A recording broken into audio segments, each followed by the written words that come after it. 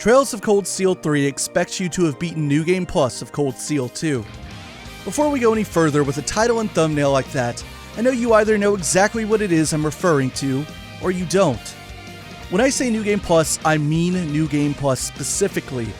I'm not referring to the common assumption that you should play Cold Steel 1 and 2, and ideally every Trails game before playing Cold Steel 3.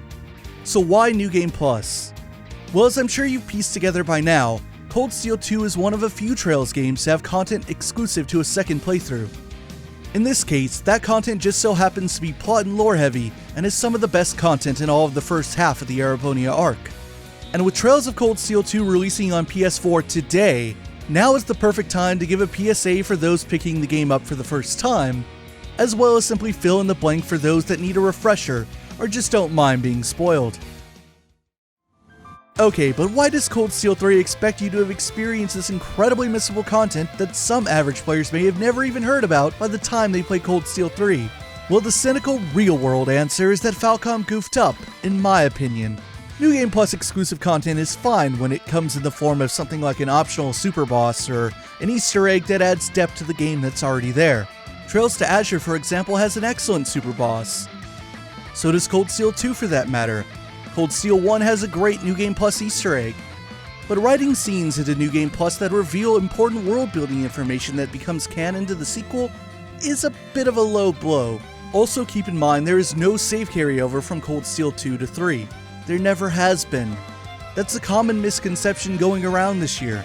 Because Cold Steel 2 was originally a PS3 and Vita game, and Cold Steel 3 a PS4 game, Falcom never included an option to import save data.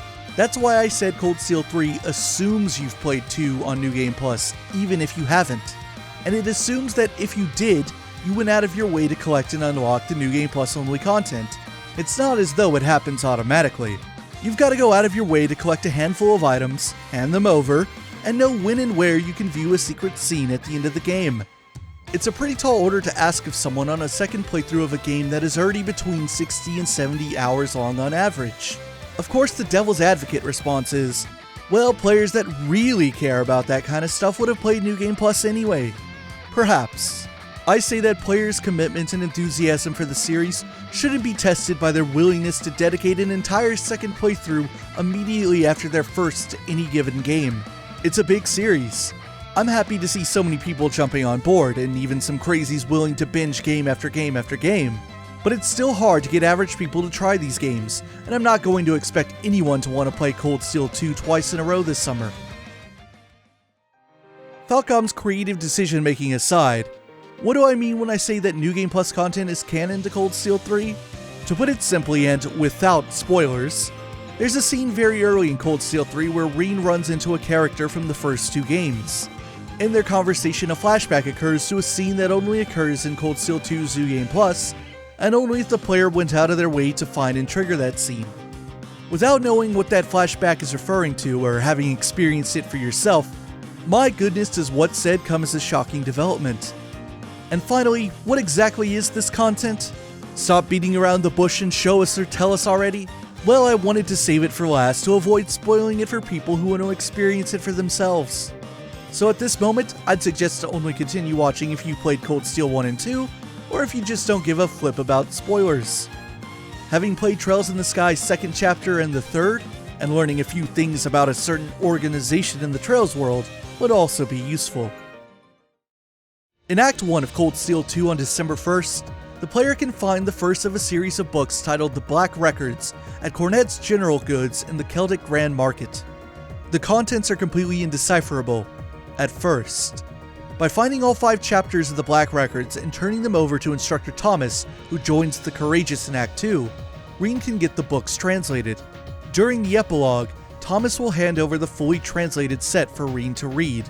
Chapter 1 of the Black Records reads as follows. The Gods of Creation. Before the Septian calendar. In the beginning there were 2 great gods.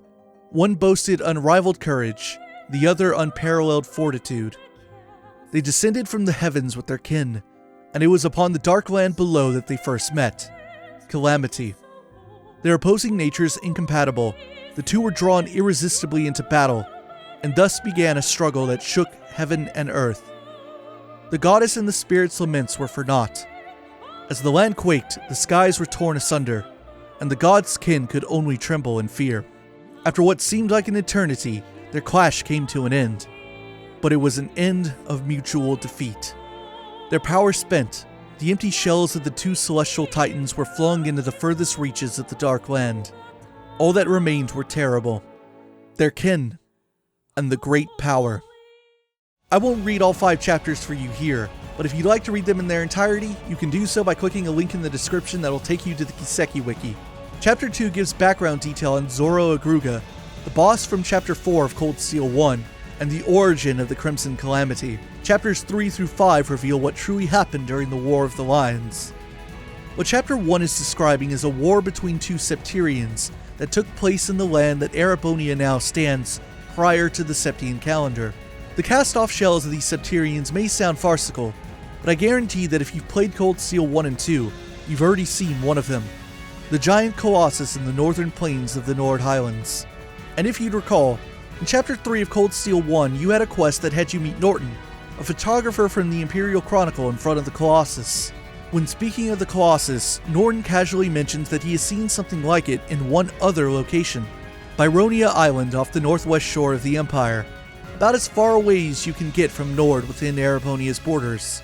And it just so happens that at the time, the opposite Class 7 group was having their field study at Byronia Island, resting place of the other Septarian shell.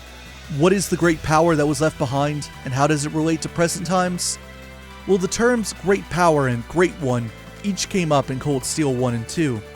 Valimar and the other Divine Knights are said to be fragments of the Great Power, and at the end of Cold Steel 2, Valimar speaks of a Great One, the first to be born and the last to stand. He then says that Cold Steel 1's final boss, Loa Erebonius, is a shadow of the Great One. What does all this mean? That's why we still have 2 more games to go. As for the secret scene you can unlock at the end of the game, well, I think I'll leave it here for you in its entirety. Until next time, I bid you all adieu.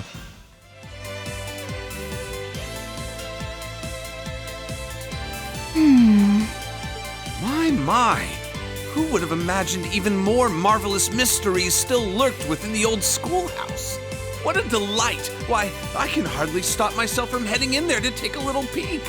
That might not be the best idea right now. There's no telling what could happen in there. Yeah, I'm gonna suggest you take a hard pass on that. Oh, come now, I was only kidding. I wouldn't dream of rushing in to steal the thrill of discovery for myself. But, all joking aside, I take it you finished reading those deciphered passages from the black records I gave you, Reen. Huh? Deciphered? Well, sure, I looked through them, but why do you ask? And what's Rosine doing here anyway? Well... Questions, so many questions. Please, allow me to elucidate.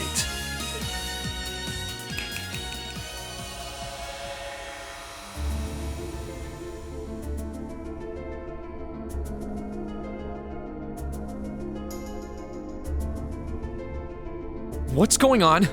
This is just like when I called out to Valimar that first time. To put it simply, I've created a partition of sorts. The 3 of us standing here within are the only ones who can even sense it. Meanwhile, those outside remain blissfully unaware of its existence. I'll admit, for a moment there, I was worried that Emma and Celine might have noticed something amiss, but it seems I've still got the touch. Just who the hell are you? And you too, Rosine. Why are you wearing your habit all of a sudden? Starting off with the basics, I see. Perfectly fine by me. Who the hell am I indeed? My formal ties are to the Septian Church, as a member of the Gralsritter. Second among the Dominion, in fact. I stand at the right hand of our leader, and am known by some as the Partitioner. But you already know my real name, of course. I've never hidden that from you. I am and shall always be Thomas Lysander. I'm a squire. tasked with supporting him in the execution of his duties. You could say I'm an apprentice knight of the Grouse Ritter. What? Hold... What? The Grouse Ritter? Do they have something to do with the Congregation for the Sacraments Scarlet was talking about? That they do, Reen. We're a secret sect of the congregation, an unseen face. Our organization's existence isn't known to the wider world, nor should it be. Our primary purpose is to gather and seal away dangerous artifacts. But every once in a blue moon, it becomes necessary to undertake covert operations like this one. I guess I shouldn't be surprised. To be honest, I felt like there was something off about you for a while now. You were able to decipher the Black Records for one. And your knowledge and abilities go way beyond the average instructors. But even still, I never would have guessed you were connected to something this large scale. And with all that in mind, what do you want with me? Why tell me all of this now? Have you finally decided to step out from the shadows and interfere? That's not quite it. Perish the thought, Reen. What happens in the old schoolhouse is out of our jurisdiction. Always has been. The way things stand brings to mind a few parallels with Liberl's Phantasma trouble, but I doubt this is nearly as dangerous. After we're done here, I'll be glad to let you tackle that on your own. Me, I'm only here for a little talk with you. After all, you are an Awakener, possessor of a fragment of the Great Power. And that means we have matters to discuss. This should come as no surprise, but the trouble facing this land is far from over. Now, it may seem to have passed for now, but this peace is merely a simple respite.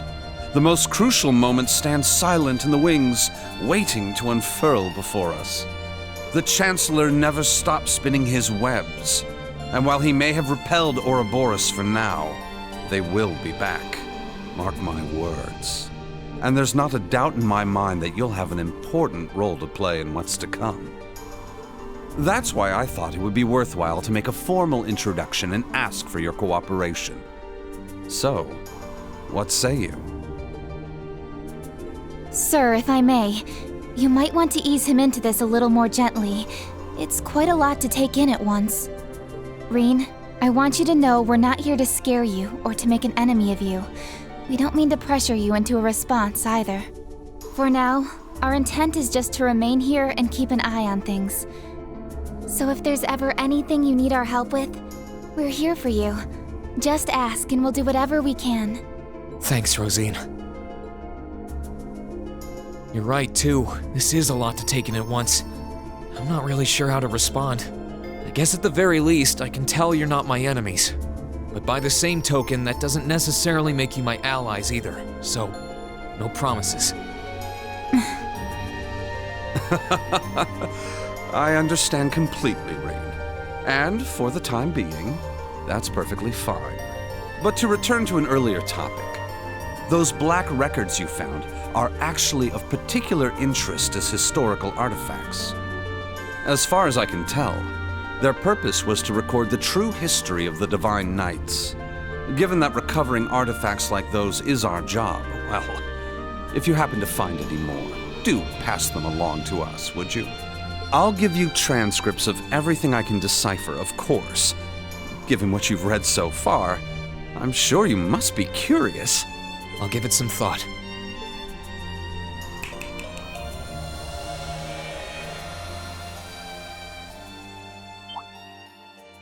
Huh?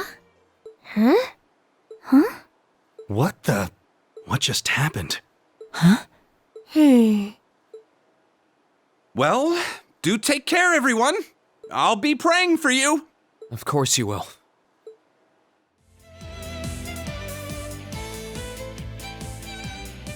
Are you really sure that was for the best? I'm afraid you might have made him even more wary of us. Oh, that was exactly my intent. I need him to start acting with a little greater awareness of his place in a world that's more precarious than he takes it for. That is, if we intend to unravel the mysteries of the two septarians that once graced this hallowed land. And beyond that, the secrets of the system fashioned by the witches and gnomes. The 7 Divine Knights. Osborne being dead set on locking down our activity certainly doesn't help matters either. The Roaring Lion should be able to take care of Western Erebonia on his own. But there's certainly no harm in working to strengthen our foothold on this side of the Empire as well. Our work will not be easy, Rosine. Be mindful of that. Yes, sir. Well, if you'll excuse me, the children are waiting.